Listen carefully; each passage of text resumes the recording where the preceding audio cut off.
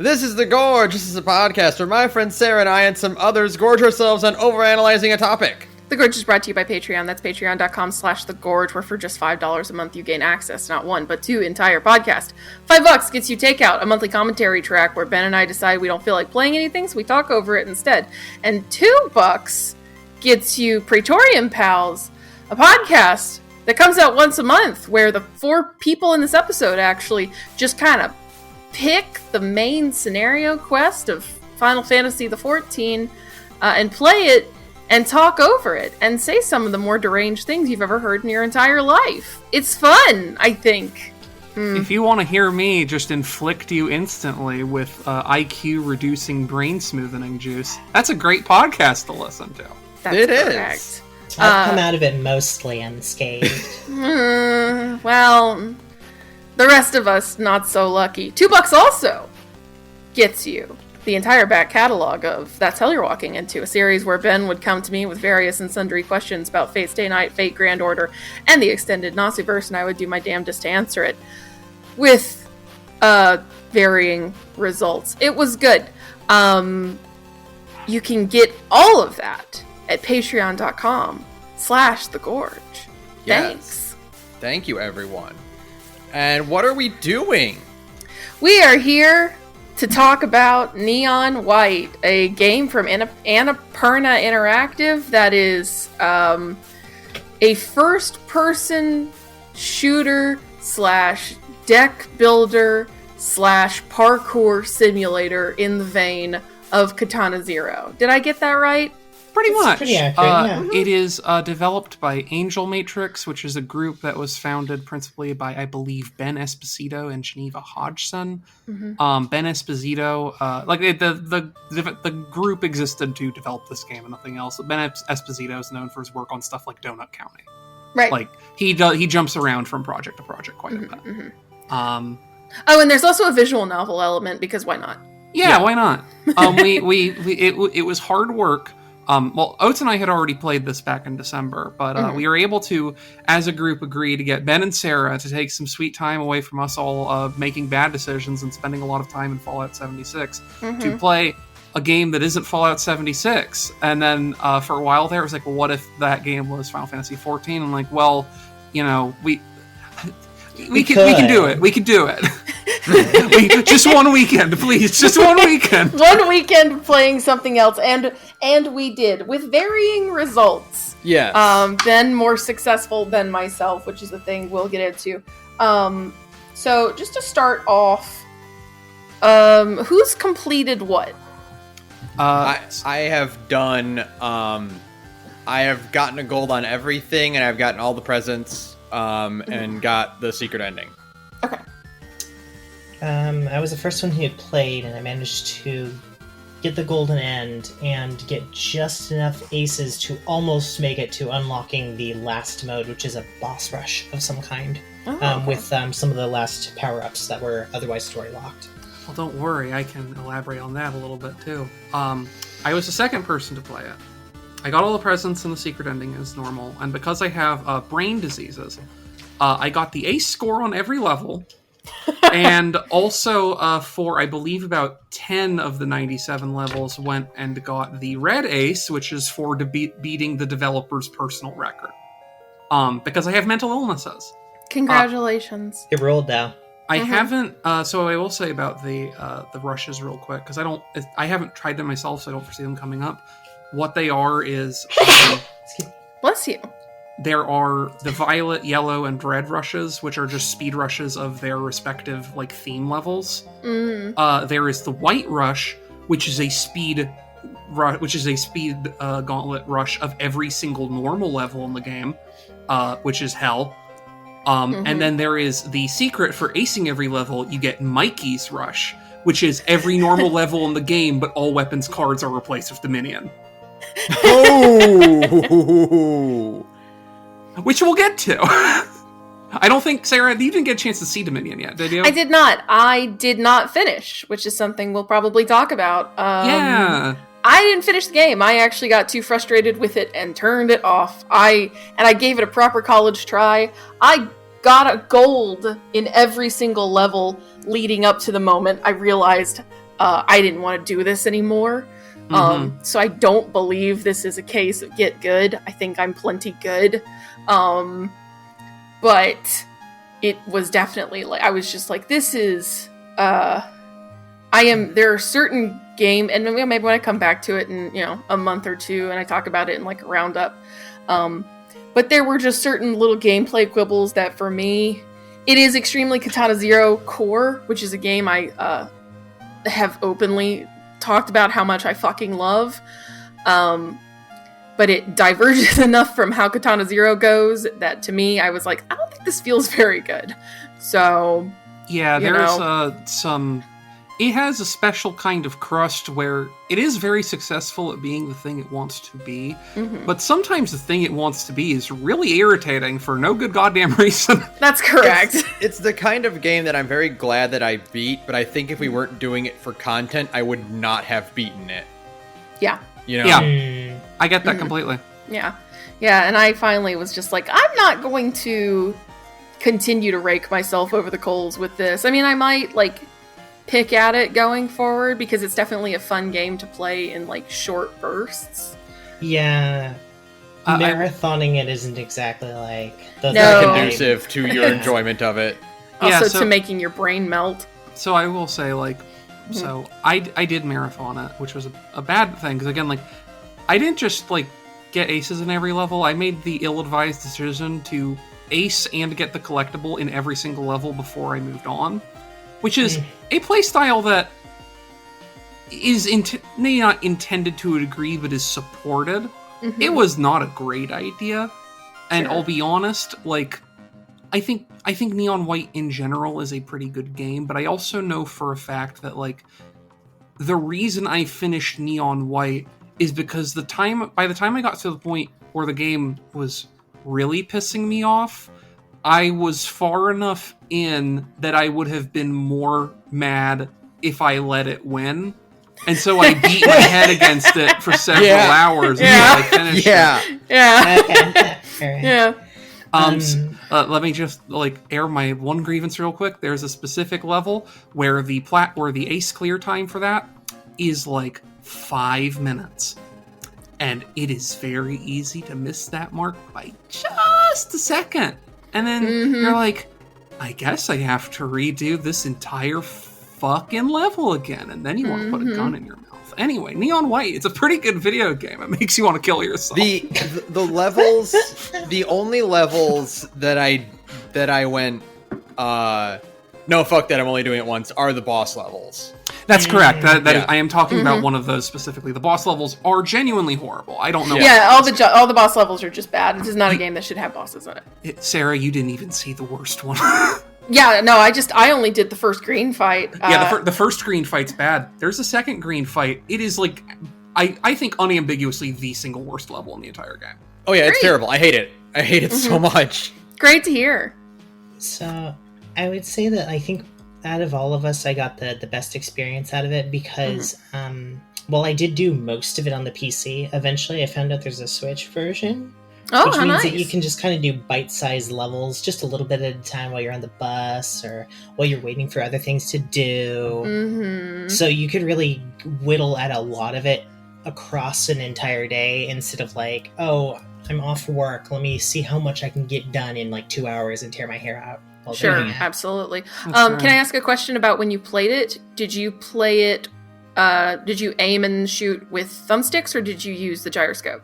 I used a gyroscope. Okay, that's fun. Cool. Just interested, because I played it with a controller, and again, got gold on every level leading up to my quit point, so... I don't have a full thing of gold. I don't... I couldn't do it. And again, testament to your patience, I think of the 3 ways you can play that game, controller is probably the most irritating.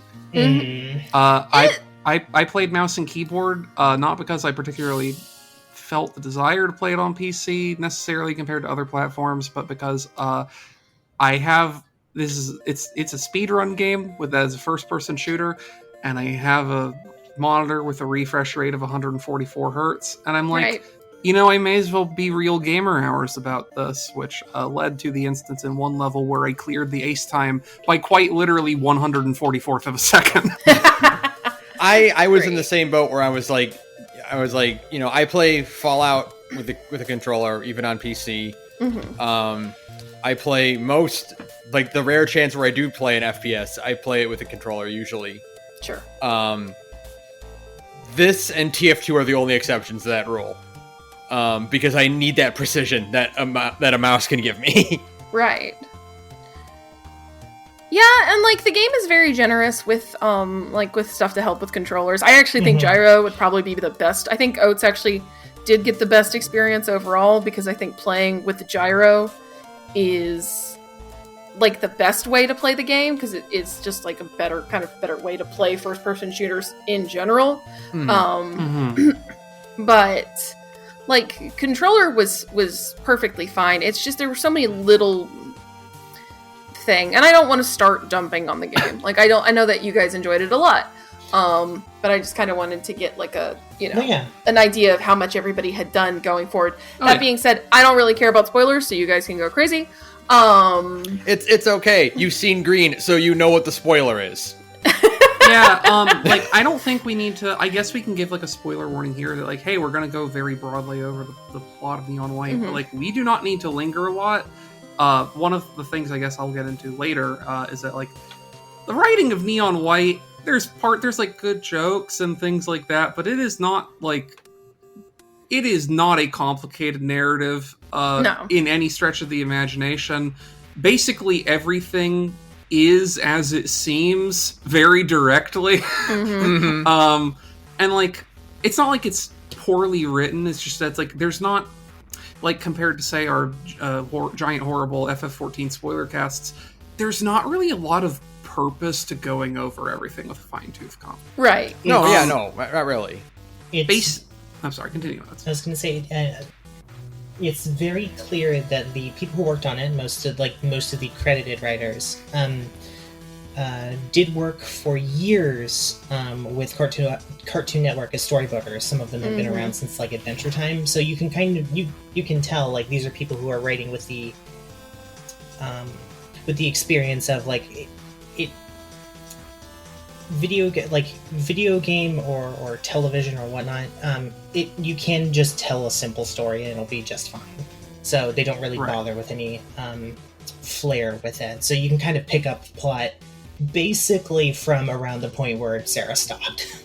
So basically the way the plot shakes out in general, and I'll try to go through it with the most Cliff Notes version possible in case like anyone here listening wants to be like, fuck, the complicated things you've told me about this game so far pique my interest, I'm gonna go play it. Basically, you start the game as this guy voiced by Spike Spiegel, by Steve Bloom, there you go. He's a Spike Spiegel type. He wakes up in heaven, but it's kind of a weird situation because there's these believers who are like, hey, we've fished you out of hell and now you're going to go kill demons for us so you can possibly earn your chance in heaven. And everyone seems to know him, but he has a problem, which is that he's forgotten like literally everything. He's a complete amnesiac, and so he's going to, over the course of these 10 days of demon killing, try and figure out like who he is and who these people were to him and so on and so forth. Over the course of this, in like the first couple days, you meet Neon Red, who's this kind of like very feisty femme fatale type who has some history with Neon White, perhaps. Neon Violet, who's this little murderous little fucking yandere freak who is just great. I adore her. And there's Neon Yellow, who's like a fucking big himbo who's voiced by Ian JQ, which is a extremely funny combination. He just doing Rad from OKKO again. Fucking funny. He may as well have just been like, you could make a mod that just replaces all the Neon Yellow talk sprites with Rad from OKKO, and the game would be identical. You wouldn't notice. And last but not least, a couple days in, you meet the current champion and the guy who's allowed to stay in heaven because he's such a good demon-killing badass, who is the big, tough, scary-looking guy named Neon Green, who seems to have a special interest in Neon White that everyone is kind of dubious about. Early on, you and your buddies, excluding Neon Green, who is your enemy, with big exclamation marks around him, you kind of realize this is pretty much a losing gambit. No matter who wins, everyone else loses, and it kind of seems like heaven seems like a shitty place anyway. The believers all suck ass. They're all fucking like snobby white dudes who are all voiced by the same guy, and he sounds like this. And Yeah, it's heaven really is good. such a great place, and everyone's miserable. And they get this scheme in their mind. I'm going to be a little like broad strokes here because there's some minutia that's not super important. But they get this idea. It's like, well, it would be cool if instead of trying to like win this and be stuck as heaven's slaves for a year, we could find some kind of way to unfuck this situation, because the situation seems really bad. And what you find out from the angels, who are, Gabriel, Michael, and Raphael, whose names are Gabby, Mike, and Raz, is that heaven used to be very different, but then the believers killed God and sealed him away, and so now heaven's this bougie tourist trap hellhole, which, there's politics there. Holy there's some shit. politics.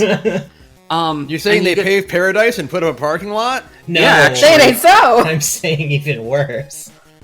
They did They paved paradise and put up an orange Julius, and also you're not allowed there. You can't even go to the Orange Julius in heaven. No, even worse. They don't even have dental. The worst part is the reveal eventually that's like, you never even made it to heaven. That's purgatory. Purgatory has an HOA now. Yeah, that's right. So, and you get this idea, it's like, look, it would be cool if we could restore heaven and God to the natural order.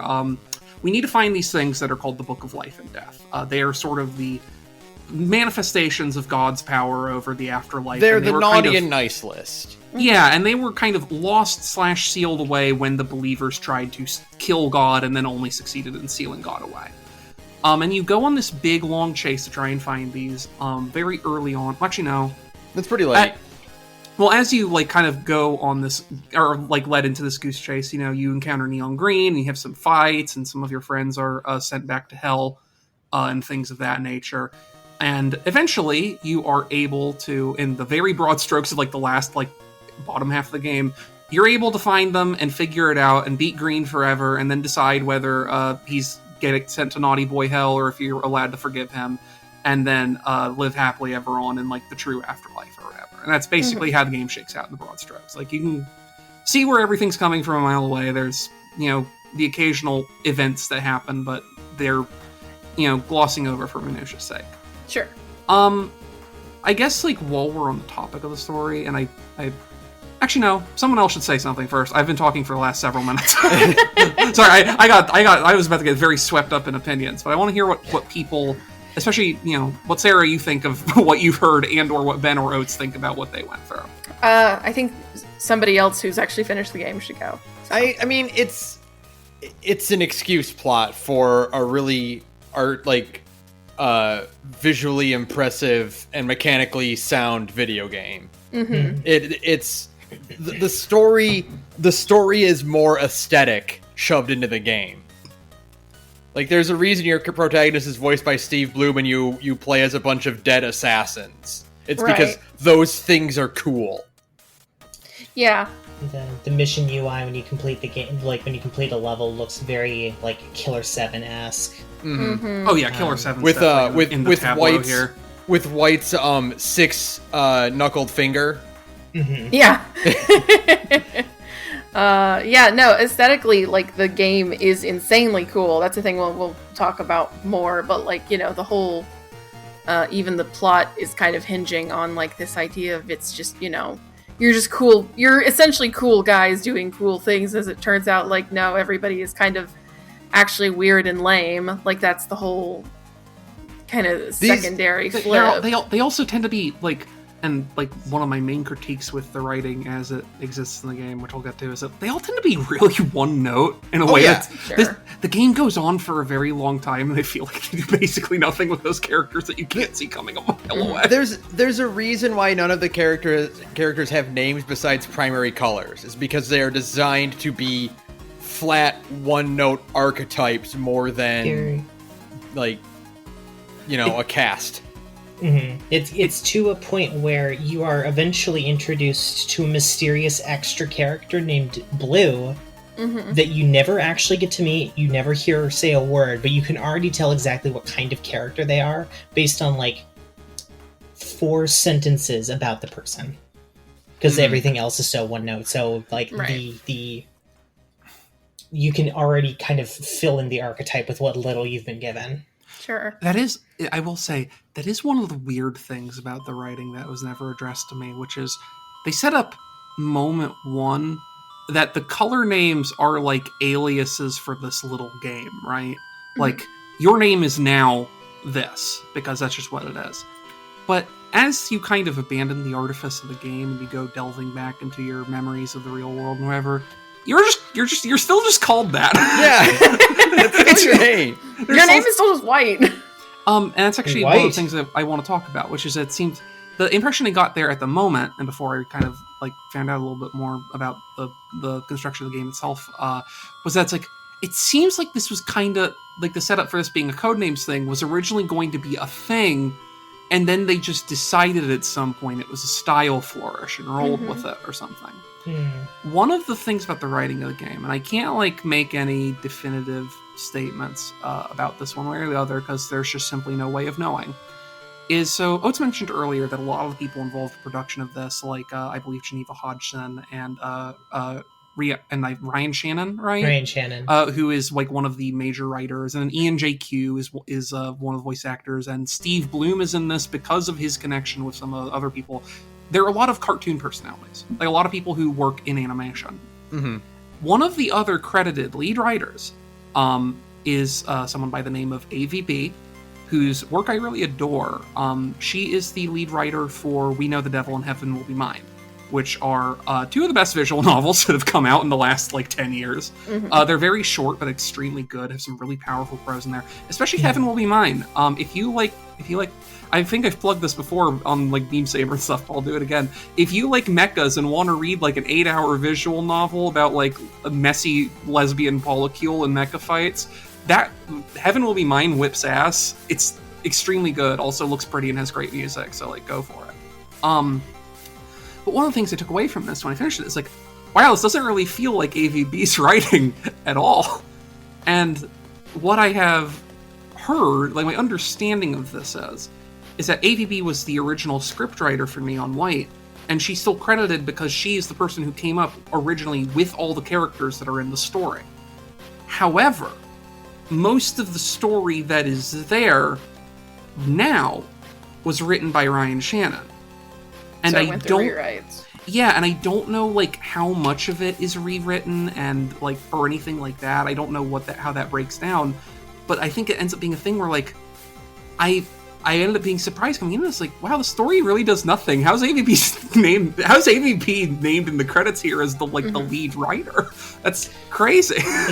I think what might have happened is I can see the main outline being something AVB wrote, and then all of the other little flourishes and the character interactions, the character writing, how these people play out together.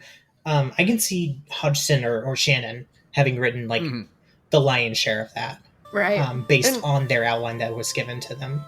And it's worth pointing out that the story is not bad. Yeah, it's not that. No, it's perfectly fine. It's not bad. It's just very simple and straightforward, and there is no. If you're looking for a big Undertale artistic twist, you're not going to find it here. No, this is, and that's not even what I'm looking for either.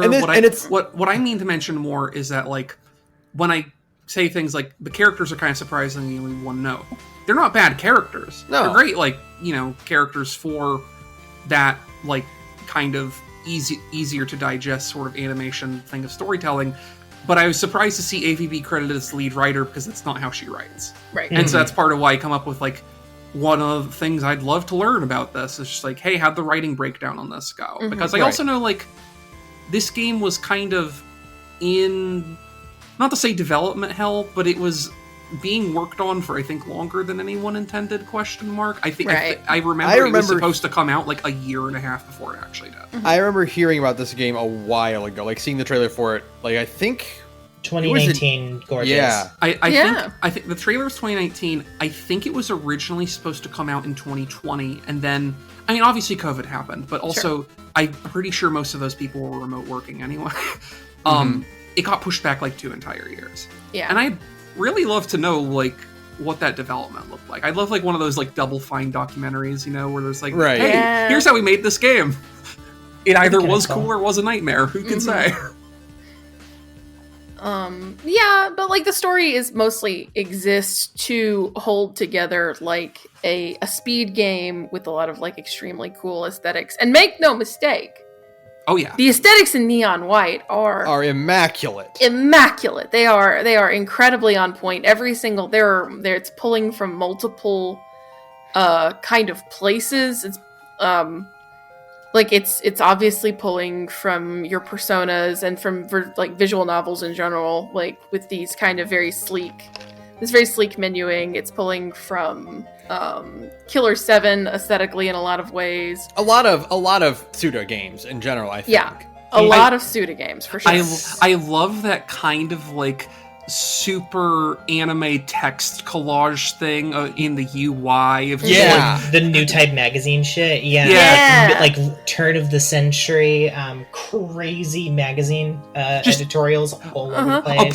A part of your UI just constantly asking you who deserves to live in heaven in like title caps with a question mark, and that is not like a static. That is not a dynamic part of your UI. That is just constantly there. That's the kind of shit you would see in like an early 2000s anime on Adult Swim, and I love it. Yeah, it reminds me of the Cowboy Bebop opening a little bit. Yeah, a little bit. Yeah, for sure. The entire point of the game is to aesthetically look like late 90s, early aughts anime and video games. Mm-hmm. Like just all across the board. Yeah. And it hits really hard. And it does that super well. It has like even the level design itself is using these kind of low texture environments that are very reminiscent of like it's not pre-rendered obviously, but it has the vibes of like old pre-rendered backgrounds and stuff you would see.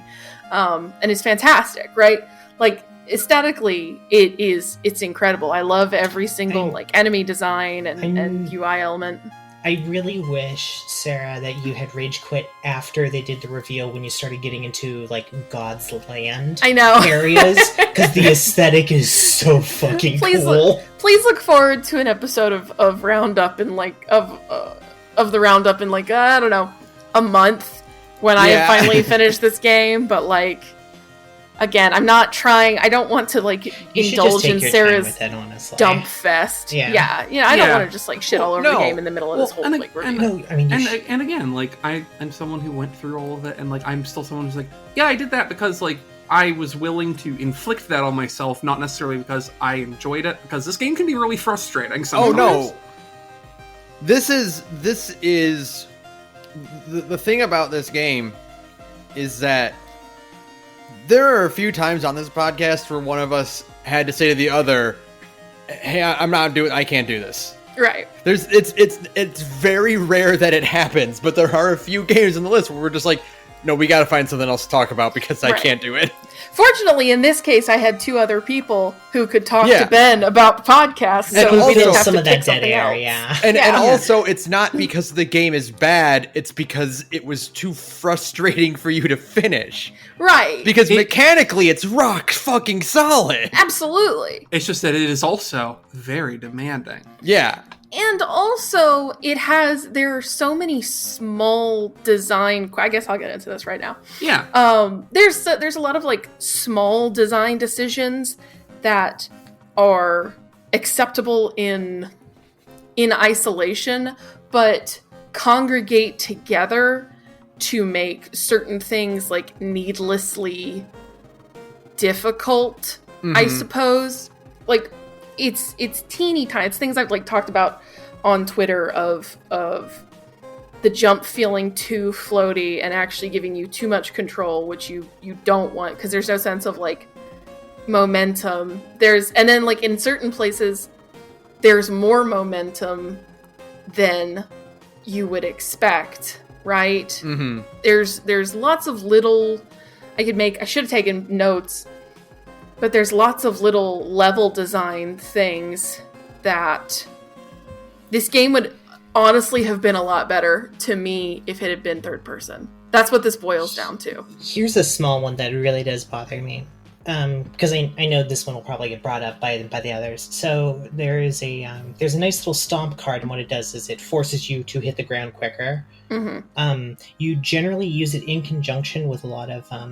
there's a lot of verticality levels where you want to stomp so you can reach it quicker.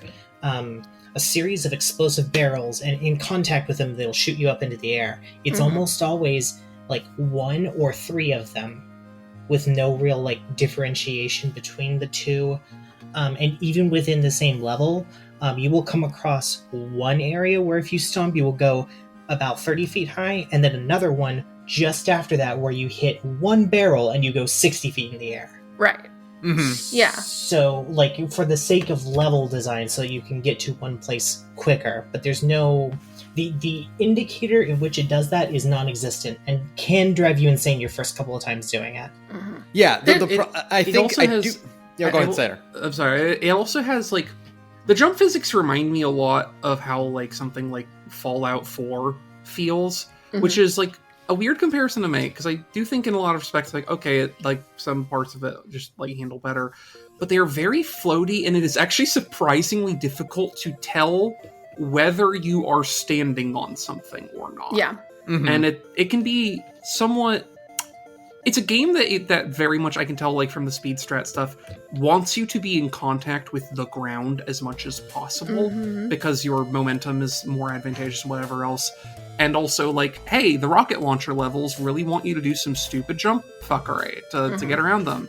But also, I hate that part of the game. It's not good. I don't like it.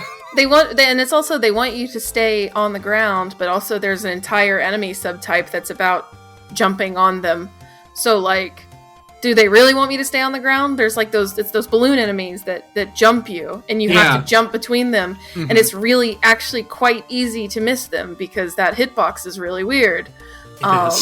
It's extremely, speaking of the stomp thing, for example, looking straight down and then hitting the button will not take you where you want to go. You have to, like, know that your body is actually in the correct... Like, it's not where your reticle is looking, it's where your body is in a first-person shooter. Yeah, right? Because, like, if you look down, it's doing the thing where it's, like, it's pivoting the camera down, so your center of camera is technically, like, a foot in front of you. Exactly. Right. So you'll stomp and then miss the platform entirely, so you actually have to pay attention to where your shadow is, but unfortunately, sometimes... The level design means you can't see your shadow, right? Sometimes you're just in the fucking air and you have no idea. It's also really disorienting with stomp specifically. Where, like Oats is saying, like, there's points where you have to stomp down on a barrel, bounce, and it shoots you up. But you do that while you're inside these columns, or like up against a wall. You used to use the stomp boost to get over a wall. Which means your screen is just a rapidly moving wall for a while until you clear that, and you it's very disorienting and hard to tell, like, where you're supposed to be. Right. There was a level early on, I think it was in, like, the first or second chapter, where part of the, like, speed route for it, because I was going through it again, like, on Sunday, because I wanted to make sure that I had the best times in the Gorge because of my stupid pride.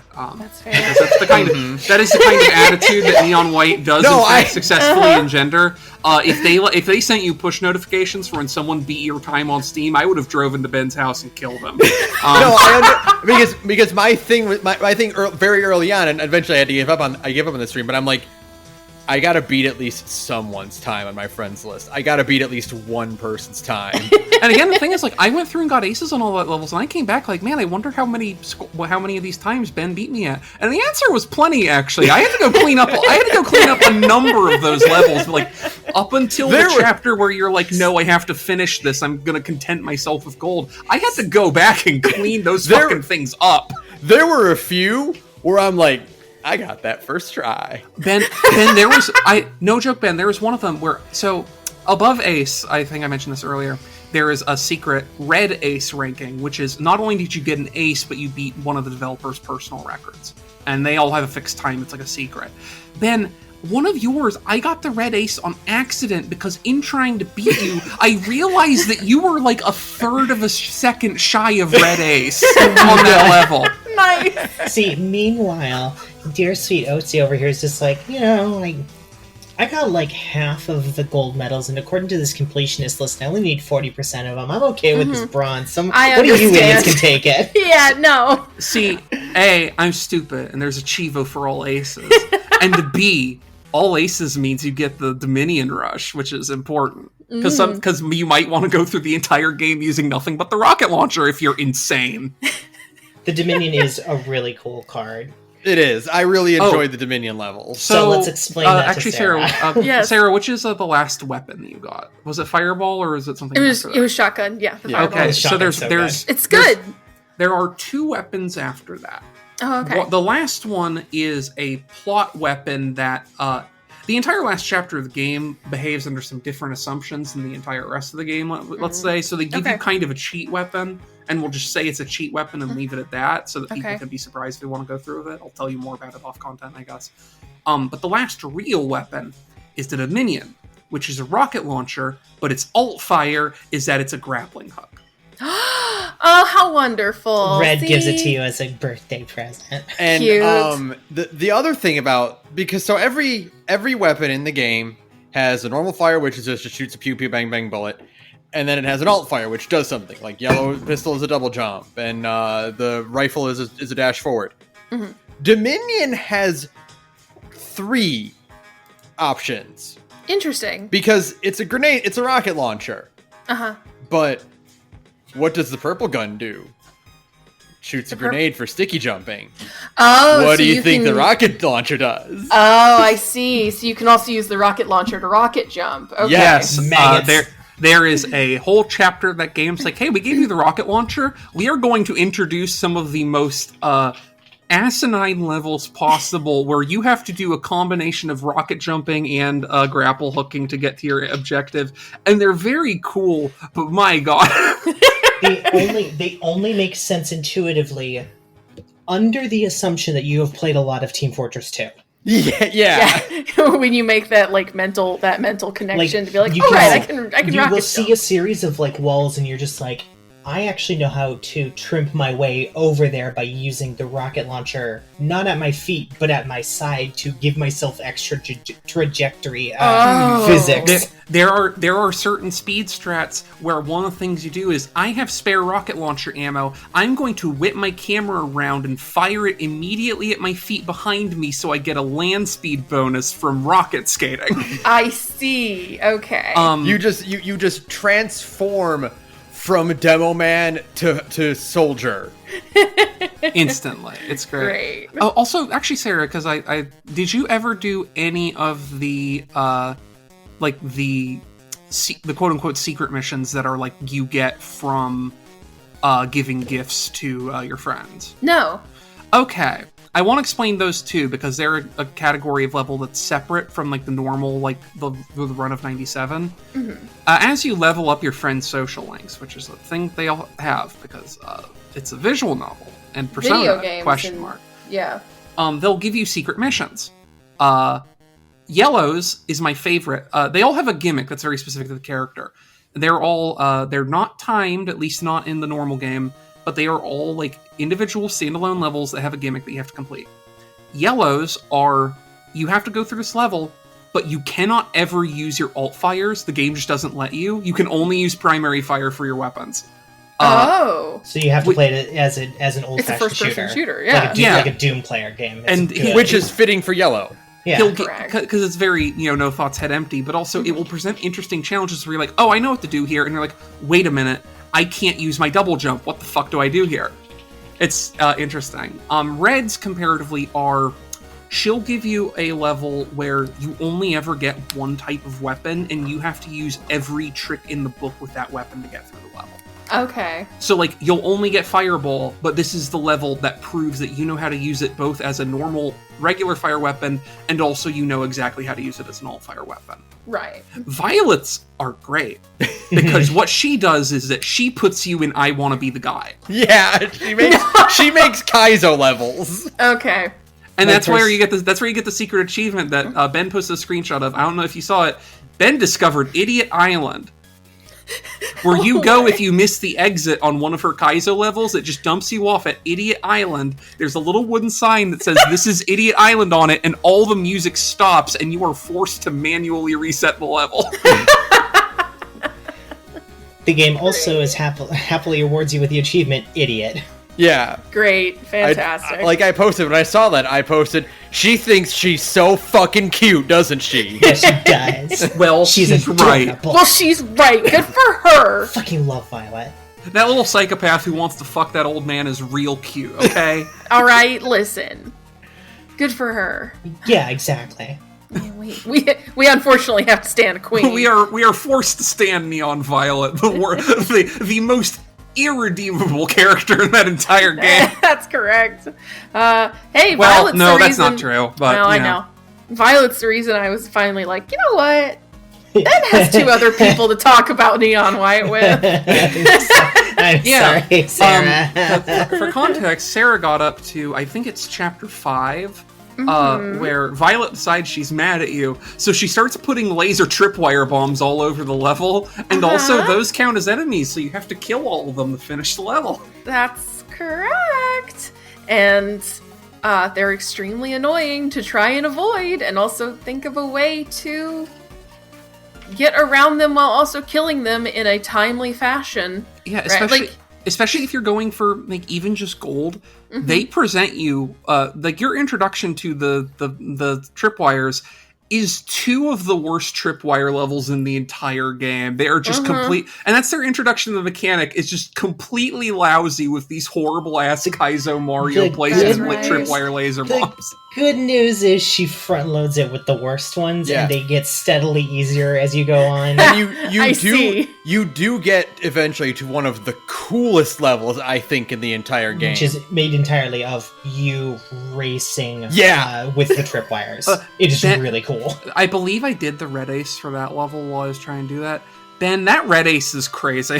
I'm gonna imagine, because the only way you can actually beat a certain time is to get far enough ahead that you can shoot the tripwire ahead of time. Exactly. To make 2 of them go at the same time. You have to use sniper rifles to basically launch your way, avoiding most of the level, and then also save enough ammo so that you can make the laser tripwire trying to catch you go faster. So that you're allowed to end the level in time to get a red ace. It's like you're Dick Dastardly, but your goal is to help the other racers win. But then still win at the end, just so you can show how good of a racer you are. You have to stop to cheat and still beat them. It rules. I will actually say, that does remind me. In cementing that marathon is the 100% level of the year 2022, we talked on the Game of the Year proceedings of the Gorges about how that is a level where it's like the ETA for it is 2 minutes. The ace time is 1:50. The red developer time, the red ace, is 1:30.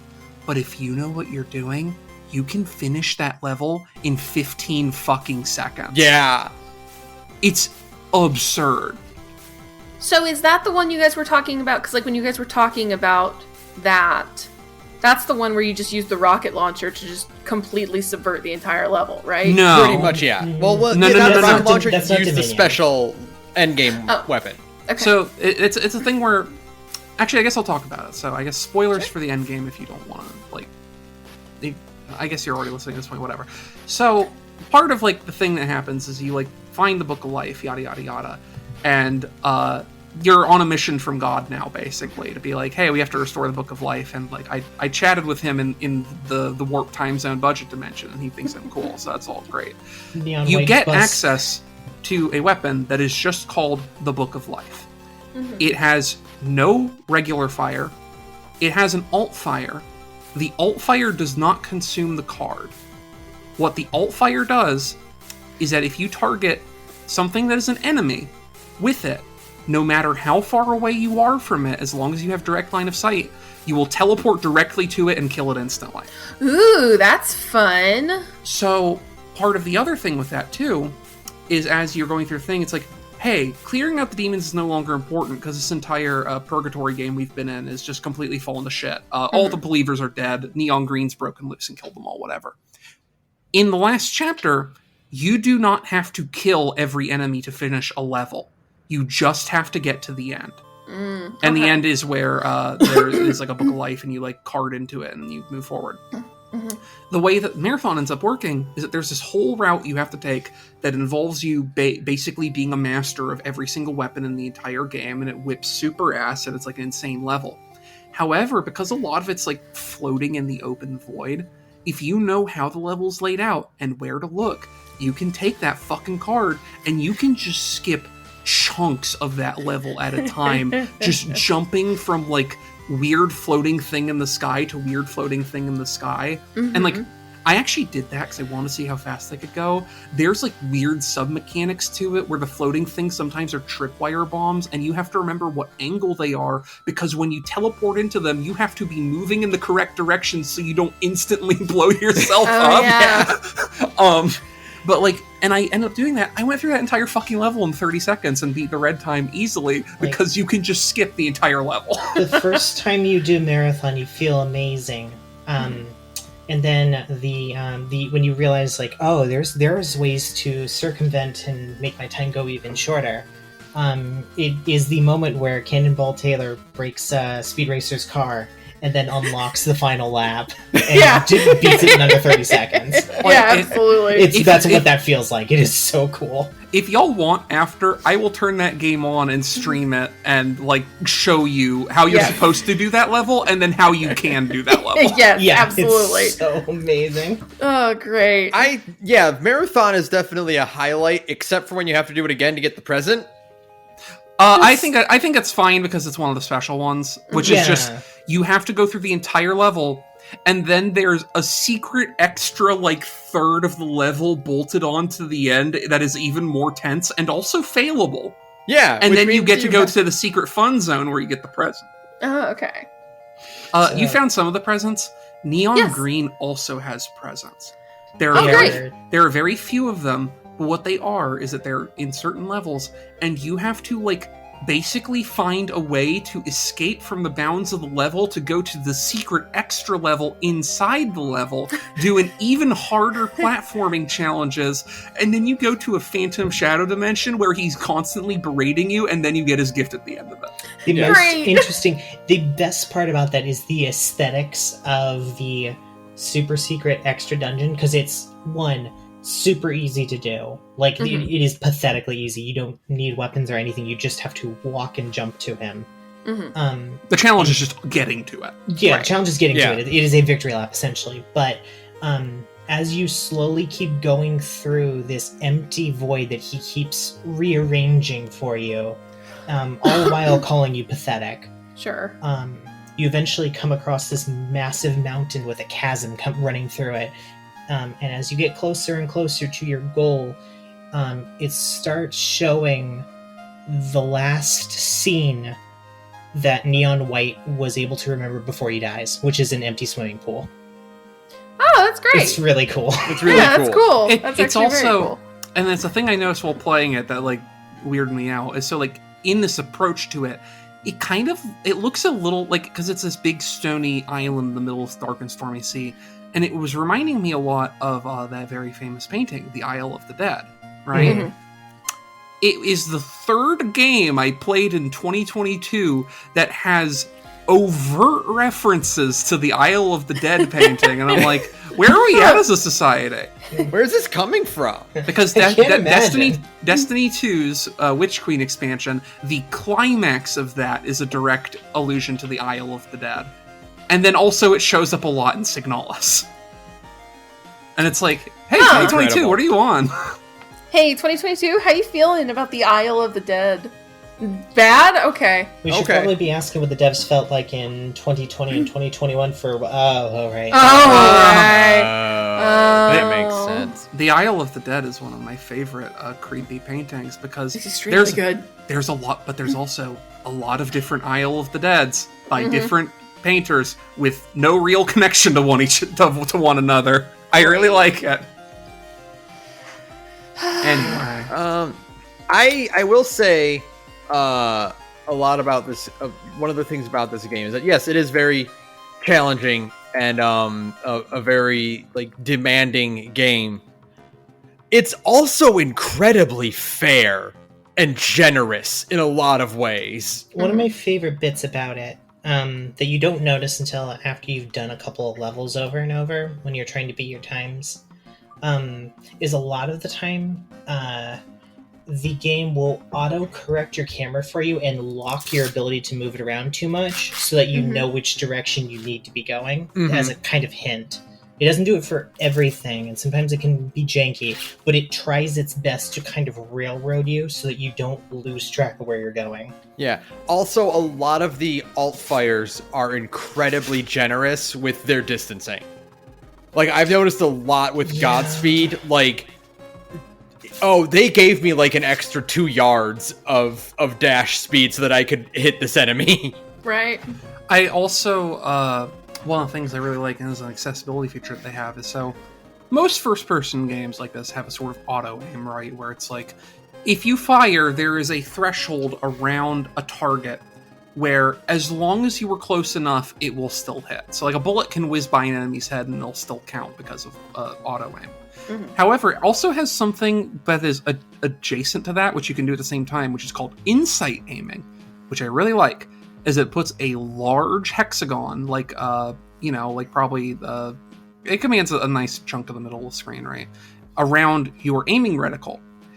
And if there is something in that hexagon and you fire, it will adjust your aim to fire at that thing. And it's extremely useful in a game like this where your snap aiming reflexes and execution and things like that can be the difference between you getting an ace and you getting a gold.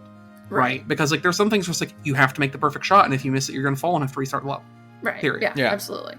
It's another thing that is like implemented obviously for people on controller, but I mean like it's also good for anybody, right? I use mouse and keyboard. I turn that shit on. This is not not for sure. This is not a game where you need particularly precise aiming in combat or anything like that. Being able to be gestural is a extremely huge benefit, and makes my life a lot easier. So because like that's the whole point. Is like the whole point is just moving fast. It's not like precision. Like the precision is in the platforming. It's not in the aiming or the combat. Like that's kind of secondary. Honestly, to the point where at one level, kind of early on, I was like, how am I supposed to do this? And then there was like a little light bulb going off in the back of my head that was like, you should probably use the gun part of the gun too, Sarah. I've done that too. Yeah. Because I got so used to just using like the alt fire mode that I was like, well, how am I supposed to alt fire my way through this whole level? There's still enemies left over. And then it was like, no, each gun also has ammo in it. It's like, and part of that too is just like, there is combat, and aside from the boss fights where they're basically like these big kind of horrible set pieces, the combat there is only there because you have to kill all the enemies. The combat is not what you're here for. What you're here is for going fast and feeling like a fucking sick-ass anime ninja god. Which the game is very good at for the most part. Yeah, right. I do, the other thing I like about it is that the level design and the card placement is really, really intuitive. Once you figure out what they want you to do in the level, and that you realize, I realized like really early on, like, oh, the card placement is designed so that I never have to manually switch. Yeah. The only times you manually switch are really for like speed strats. Like, that's it. You know the cute little vending machines that you see that'll give you like extra cards? They are only there as a hint that you need them in that section to swap over to for a present. That is the only reason they're ever there. Yeah, pretty much. Which is like super useful because the second you see one, you're just like, I'm going the wrong way if I wanted the present. Right. Also, love that you don't have to finish the level if you get the present. Yeah, that's really nice. You get the present and you finish. And you're done. It's like, oh, thank you. There are certain levels where if you get the present, it is not possible for you to progress in the level. So they're like, all right, you got it, good. Do you want to do this level again, or do you want to go for it? I need to go. This present was really hard to get. I need to play a different level for a little while. There are 3 in particular that I'm the maddest about, and they're all ones that require... They're like the only ones that actually need that kind of precision, but they need very specifically for you to do a jump and then a dash in a specific order from a specific location. And there's a lot of them where it's like the idea is you basically have to go through the entire level, but you have to engineer the route that saves you an extra gun. just so Yes. you have the extra movement necessary to get to this thing that's like way too far out of balance. And some of those are Some of those are difficult. some of those are bad. Also, like once you get Dominion and stuff like that, there's some levels where it's like, yeah, the trick here is this thing is really high up, and you just need to amass like 40 rounds of rocket launcher ammunition and just launch your way all the way up there. And it's like, all right, bud, all right. Just scale this whole building. One of the more annoying ones was like, it was that, but it's like, you have to specifically engineer the level so that you have 3 fireballs, and Yes. you gotta use those fuckers perfectly. Yeah, it's the one for the one that like at the top of like the church bell tower, right? Yeah. And it's just you need to get 3 of the shotgun cards. It's the worst one in the game. I've done that. I did that one about 20 times before I was actually able to get that one right. If they had shortened it by like half a foot, you'd always be able to make it. They do it to get you, to make They you do mad. They do it to make me mad. It's a violent one too, I think. So you know. Oh, even worse. Yeah, of so, course. you know. I will say I also like the Violet Presence or Tattletales from the hit PC game Tattletale. yeah. I think it's very funny. This is completely unrelated. There's a streamer I watch sometimes who has a donor thing that is just the Tattletale from Tattletale coming up on screen and screaming, because that happens a lot in Tattletale because you have to hold it and it just makes noises. It's a little talking Furby. And it gets him every time. Like, he'll be doing something and someone will inflict that on him and he'll jump in horror and start laughing because it's fucking Tattletale. I love Tattletale. I hate that little fucking purple freak. You know who I love, who was also a little purple freak? Neon Violet. Yeah. Yeah. She did come out, and she is a little purple freak. And she really wants to... be normal about that old man. Duty failed. Be normal about that old man.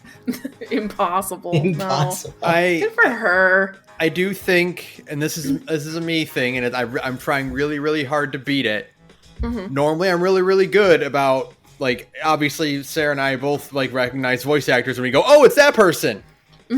I'm usually still able to be like, yes, but they're a character right now.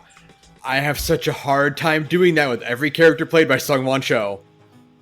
Yeah. God love him. God love him. He can give a great performance. He's good. He is like this generation's Liam O'Brien, where you just hear him and go, "Hey, it's Liam O'Brien." But like, Yeah, no, but absolutely. like, I hear him, and he's now like a distinguished, like, professional voice actor. He's not just some guy on YouTube. But I've seen his face too often that he's just Sung-Won Cho doing a voice. Right. He's in Borderlands 3, and yet he will always just be Pro ZD. I'm sorry. I'm sorry. I'm so sorry, Sung-Won Cho. This is a me thing. It's not. It's because, again, he's a phenomenal voice actor. He absolutely He kills was it in as Mikey. He was in the newest God of War games. And He was a little squirrel man, I recall. Yeah. He's a little squirrel man, and he got to do motion capture for it. He is a real professional voice actor.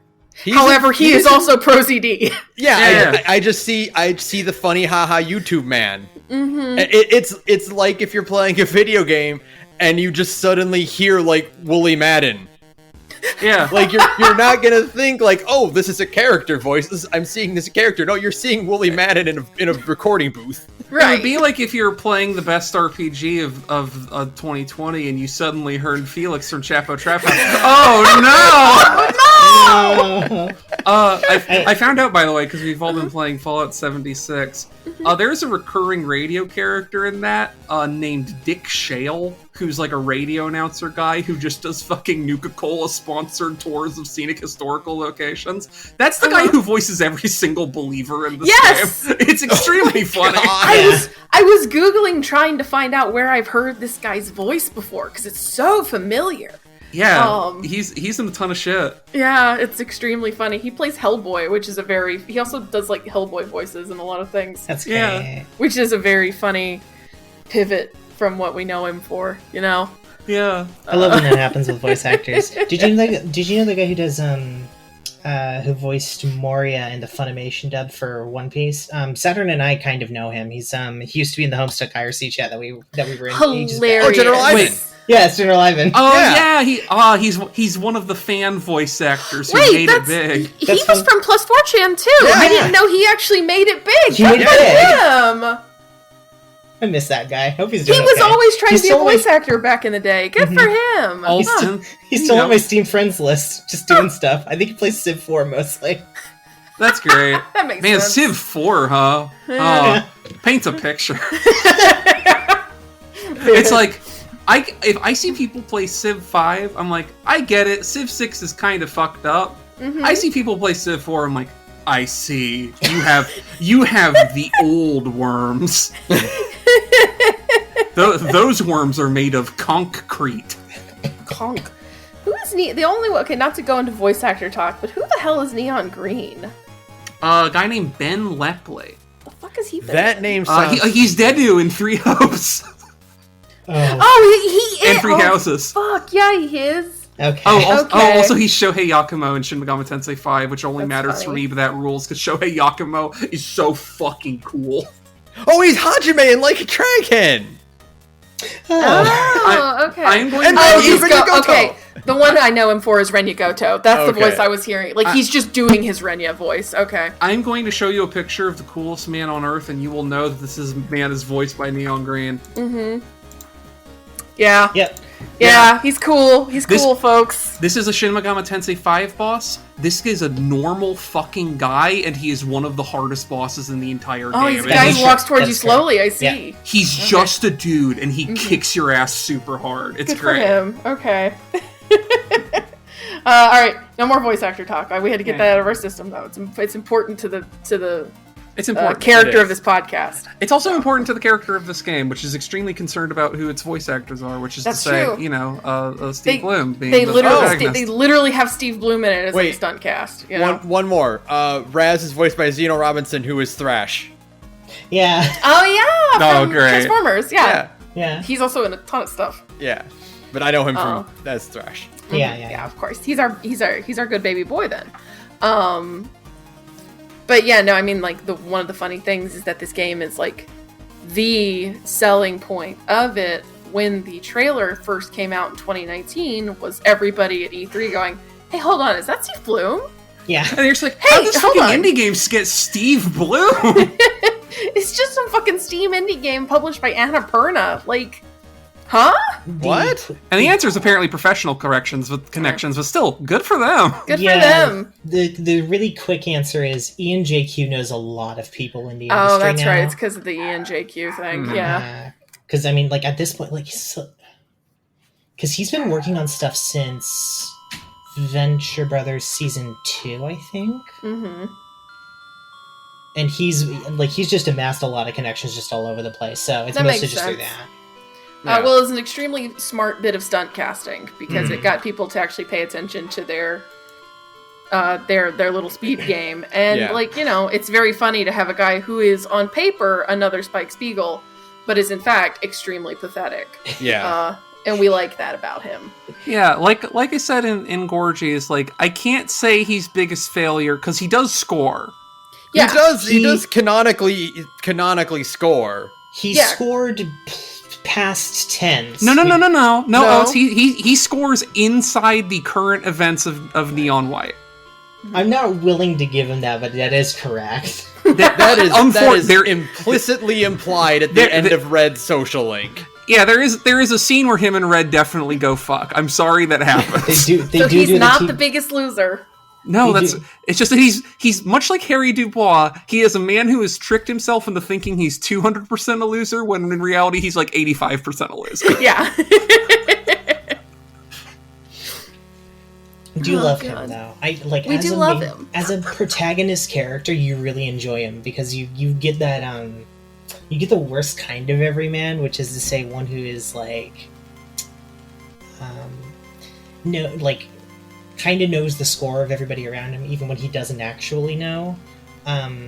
So it kind of leaves you to try and fill in some of the gaps of like the characters, like how they know each other, even when it's like really simple one-note stuff. Sure. I will say honestly, because of the casting, like, I think Steve Bloom does a great job in like the performance side of it. Mm-hmm. I feel so weird hearing Steve Bloom's voice coming out of a guy that they want me to think is like kind of weedy and pathetic, because he doesn't really convey that at all.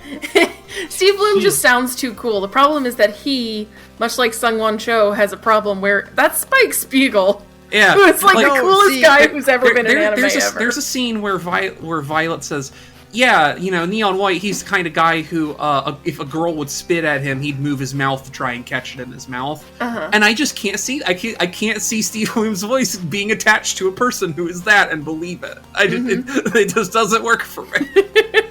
You get like a +4 charisma bonus from being having Steve Bloom's voice. I'm sorry. The thing is, I can see it because I spent an equal amount of time watching Cowboy Bebop as I did watching Megas XLR. Oh, I can get that. I think for me, it's just like Spike Spiegel as a character.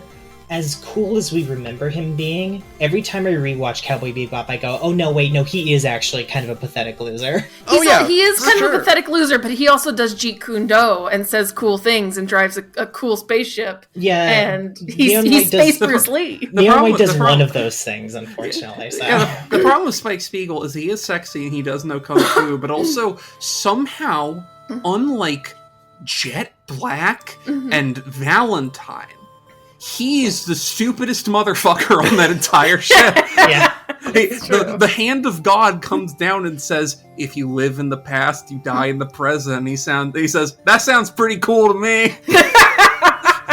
Rip to you, but I'm different.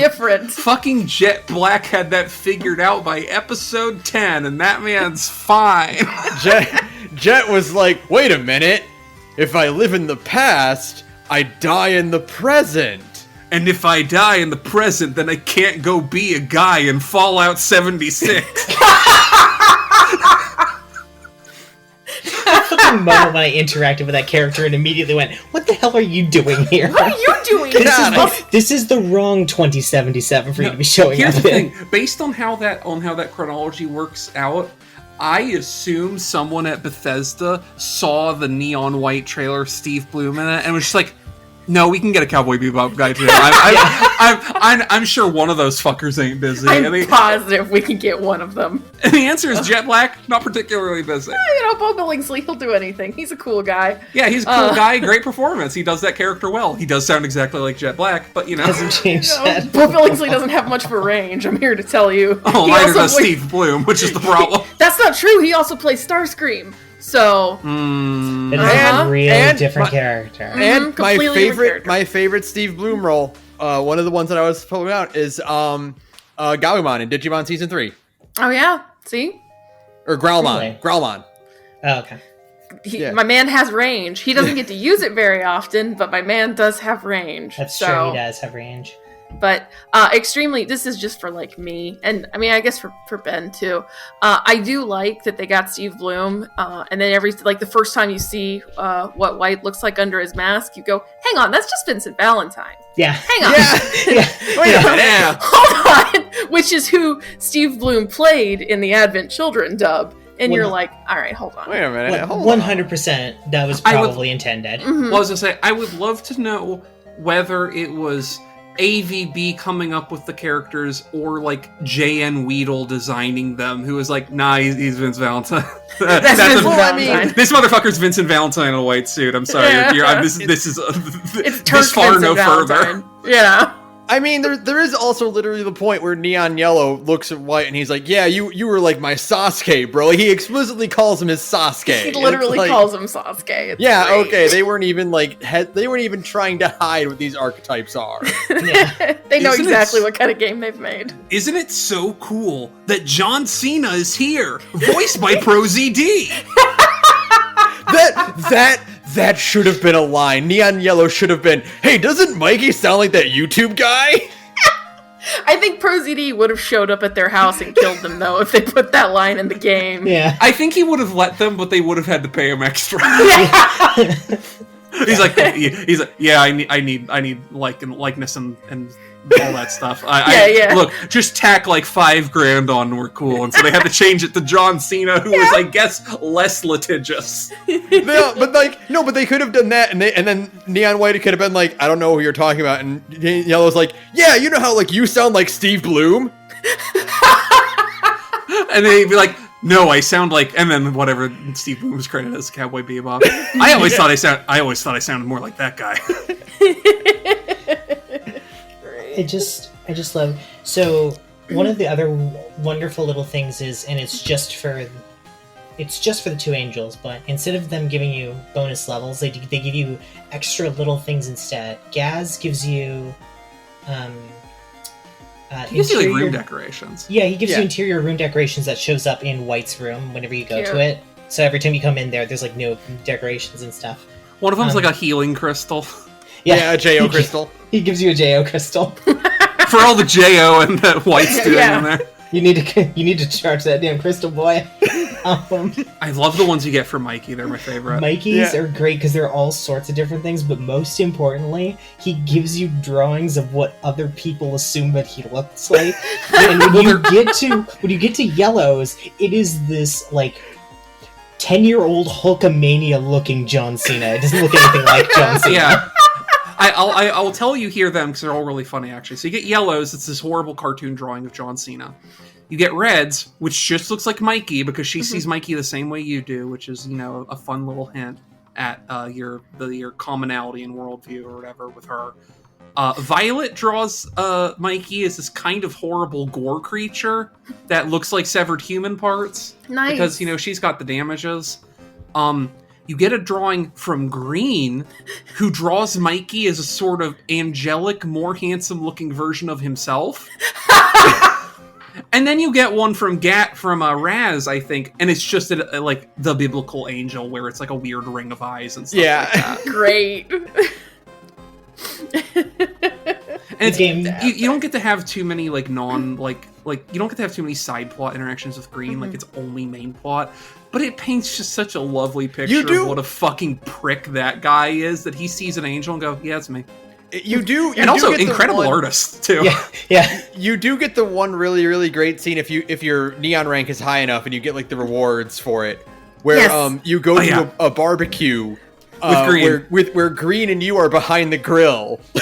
No, I got the one where they had to make friendship bracelets together.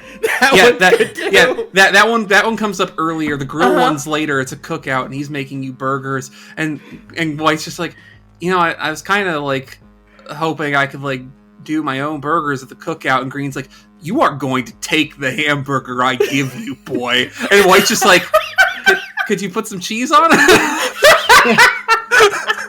But also, all the time, he's still wearing that horrible neon green getup, except he has an apron on that says "Kiss the Cook." Yeah.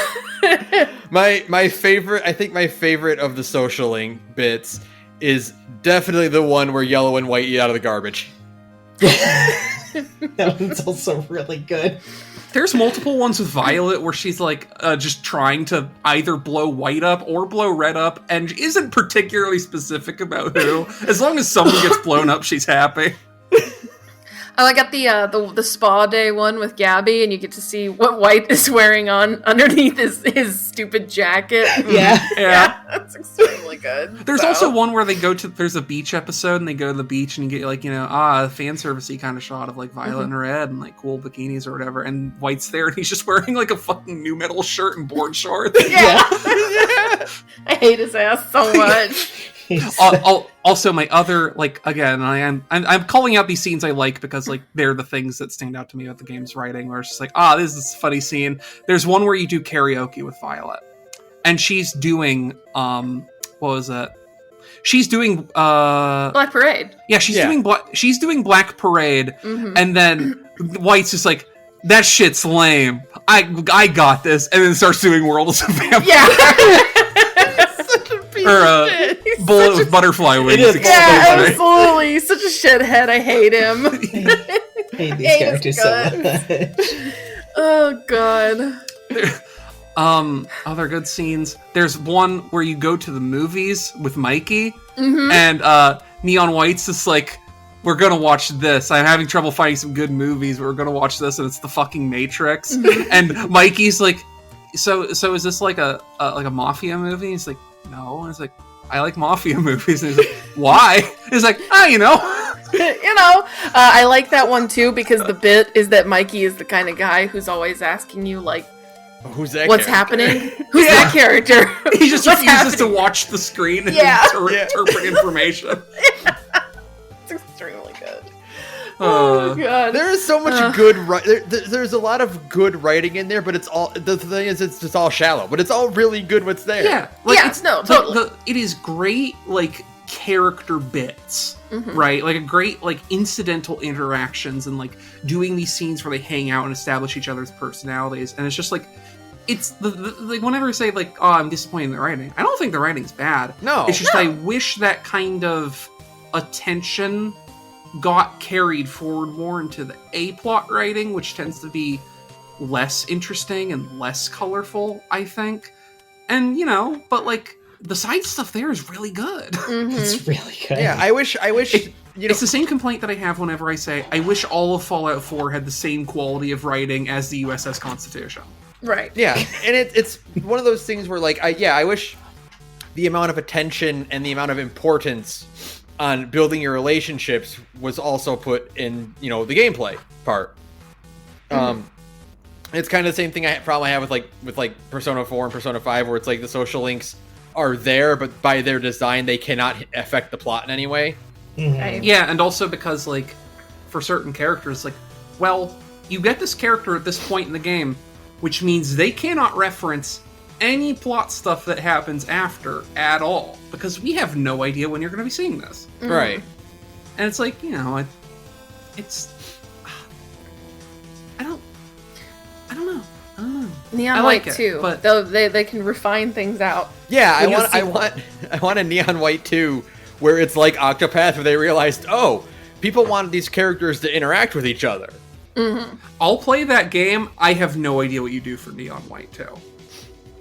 They very dramatically and conclusively resolve every plot thread in this game. You gotta go clean up hell. And annihilate the possibility for continuity. You'd have to do like completely different setting and everything. You'd have to do something before they died, I imagine. But even then, like, there's Well, that's not not fun. much you can really do. Cause Well, no, you can't do that shit in the real world. Well, yeah, just as importantly, most of the characters were too dysfunctional to really genuinely like each other for the most part when they were Right. alive. It's not until they die and reunite that they start to like move past their grievances with one another, because that's the entire point of like the game's kind of central theme.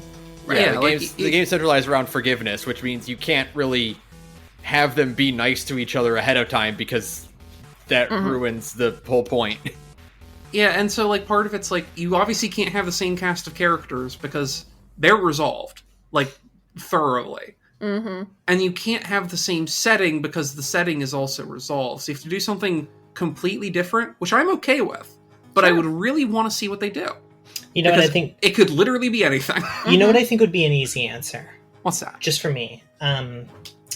They never actually make a second one, but they do continue to make DLC expansion packs that lets you replay the story and like a completely redone like what if scenario where you play as one of the other characters. Yeah. Yeah, If you played Yellow all the way to the end, how would that differ?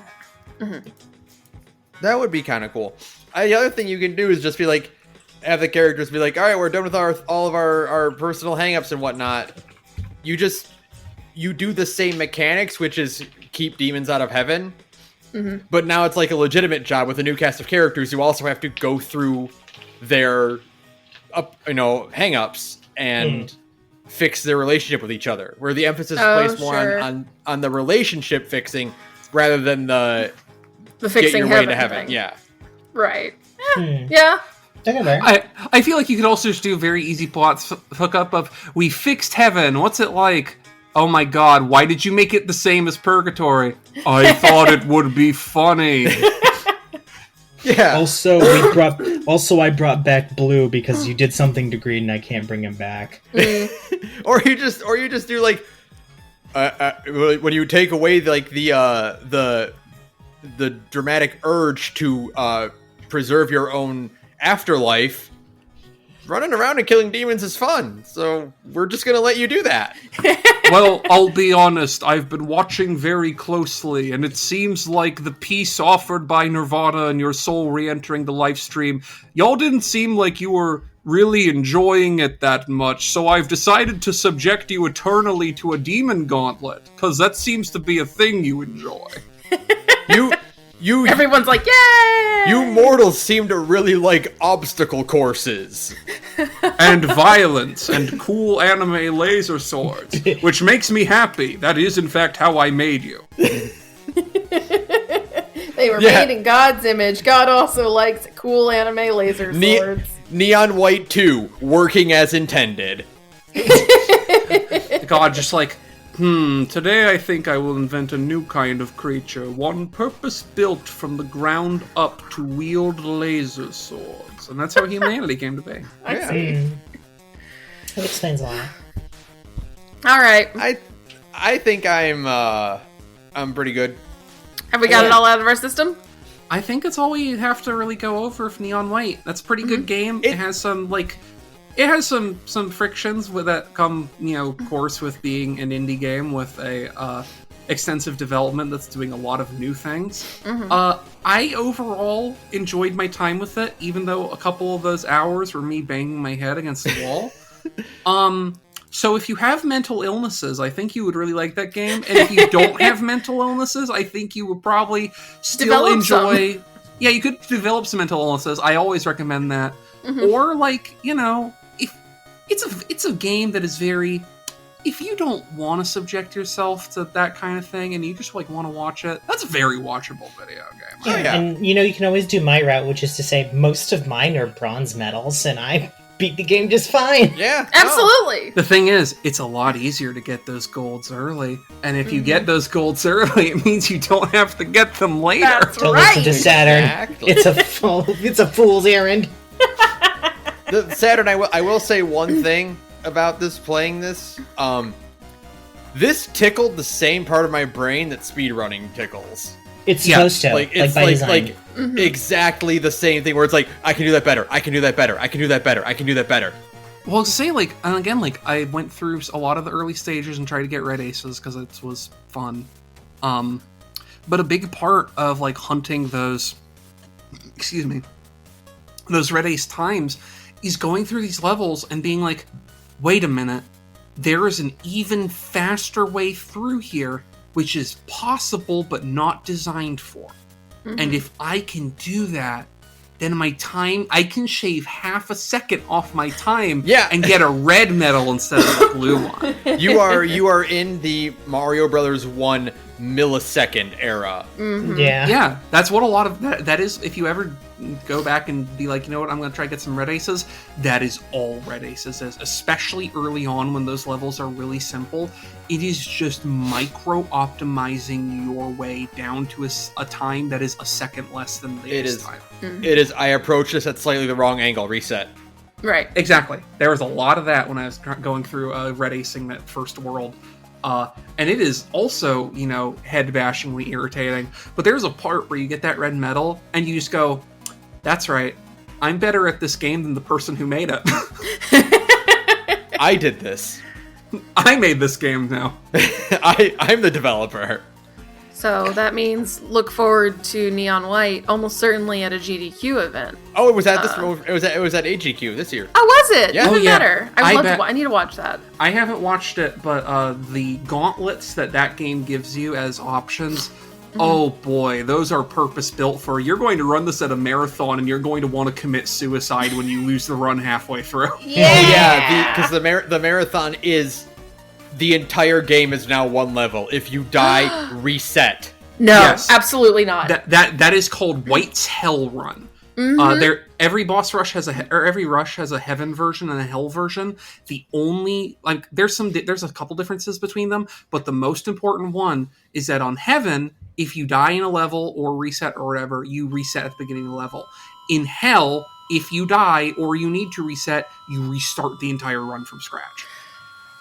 You're right. That is hell. Nightmarish. No, Never. thank you. Never. No, thank you. No, thank you. Yeah, no, I don't hate myself enough for that. And some people hate themselves enough to do that and also go for red ace times. And those people need to be committed to facilities. Yeah, people absolutely. need Those people can't be allowed to walk among us. I'm sorry. Those people replace the parts of their brains that are capable of curing cancer, or like making a really good meal, or like falling in love, and replaced it with a neon white hyper optimization engine. And I respect it.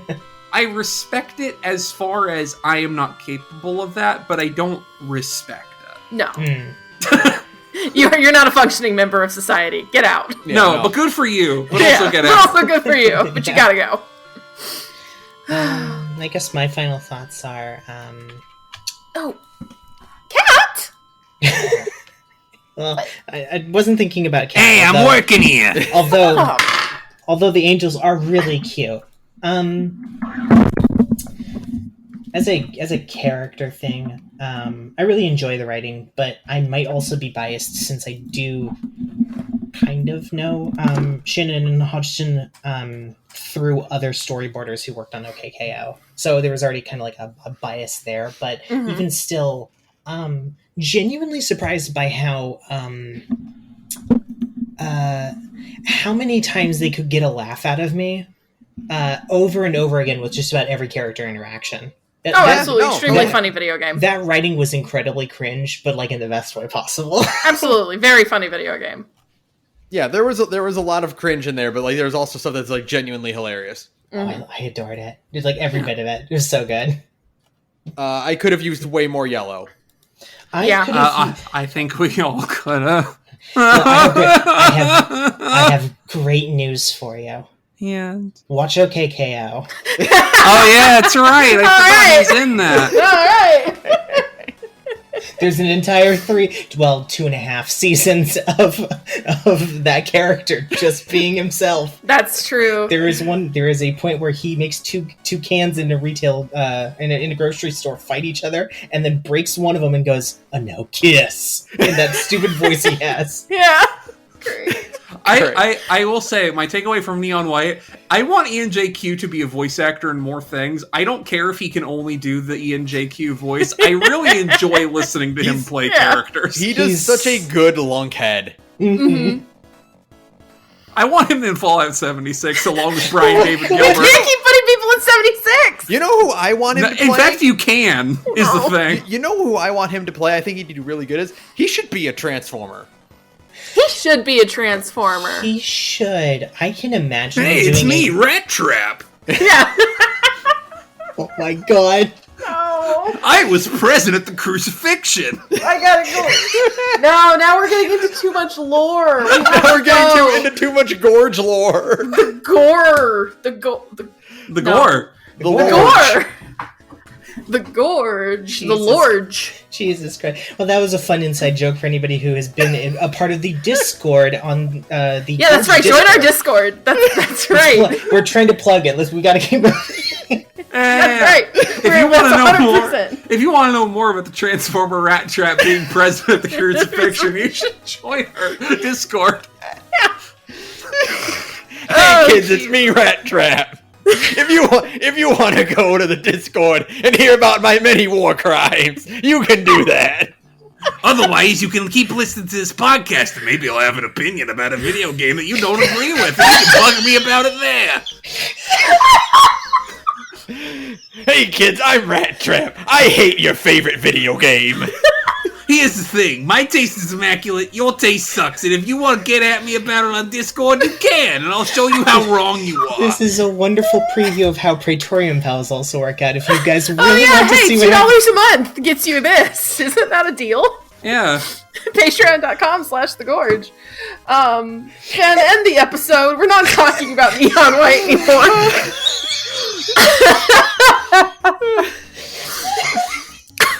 Thank you so much to Visitor for use of our background music. You can follow me on Twitter at thegorgepodcast. You follow Sara Interactivity. You can follow Oats and Saturn if you want, and they can plug theirs if they want. You can find me at The Future Rules on Twitter, Tumblr, and co-host. And I'm also on Big Gay Nerds occasionally with Sara. I haven't been on it for a bit. I've taken a bit of a sabbatical to work out my work stuff, but hopefully I will be returning to that soon with some more Beam Saber. Mm-hmm. Oats, where can we find you, if anywhere? You can always find me at the Discord. Please join it. It is incredibly fun. If you find Sarah on Twimbler and Tutter, Twimbler and Tutter, yeah. I will also be there almost certainly. Excellent. Twimbler and Tutter, my favorite near bosses. Twimbler and Tutter, my favorite characters from Bear and the Big Blue House. Twimbler and Tutter, my favorite World War II era German war criminals. We should really have run the full gamut. But enough about Rat Trap. Look, I did my nickel in the egg. Don't ask me any fucking questions, alright? Everyone? I think, you can email us at the Gorge Podcast, and if you want to listen to Sarah talk about other things, you listen to her. They already did that one. We already did the Big Gay Nerds thing, yeah. Alright, Fuck this stupid ass podcast. Am I allowed to say that? Yeah, Am I allowed go to ahead. end the podcast saying fuck this All right. stupid ass podcast? that's what we're going to say to our very last episode of the podcast. That's Oh, what you're it's right. for. You're Fuck right. the It's like, believers. They killed God. How do you do that? they killed God. I can't believe yuppies killed God. Yeah. If anybody was going to kill God, it would be the yuppies. What do you mean you can't believe that? Of course it's rich people. It's more I can't believe that they had the manpower to do it. Because they all did it themselves. It's not like they got Horse to do it for them. I mean, all you have to do is just violently reject God's love at every turn, which is something that American Christians are very fond of. That's true. Hey, it's true. Is this the first video game we've ever played where killing God was a bad thing? Yes. Because usually in anime games, it works out pretty well for you. Usually you want to kill God, but this time it's like, no, we don't want to kill God. God's a pretty cool guy, actually. I think so. I think this is the first time killing God was a bad thing. Yeah. A bold take for video games. That would have been a funny bit for the believers who are like, but in all the anime you watch, killing God is a good thing. Oh, you're so right. What a missed opportunity. Neon Yellow just coming back like, it's because it's a metaphor for overturning patriarchal structures in your life that abuse you. And Neon White's just like, I don't know how to read themes. I know men who have used themes and they're all cowards. And also, they don't get bitches. Neither do you, White. Well, canonically, I do. So eat shit, asshole. I was going to say, fuck Neon White because someone has to. Yeah, that's true. Neon Red, the bravest woman in the world. And Neon Red, God's bravest soldier. Neon Red got right in line for that. She went, anybody gonna fuck this, and didn't wait for an answer. Fucking this wet rat is a full-time job, and buddy, I've never called in sick. You know Neon Red's a real one because she took one look at that loser and she's like, oh yeah, that one's mine. Oh, I can't not fuck him. Yeah, it's that post where it's just like, you always want the character who's like, you look at their significant other, you're like, really, that one? I mean, I guess if you're happy. Good night, Good night, everyone.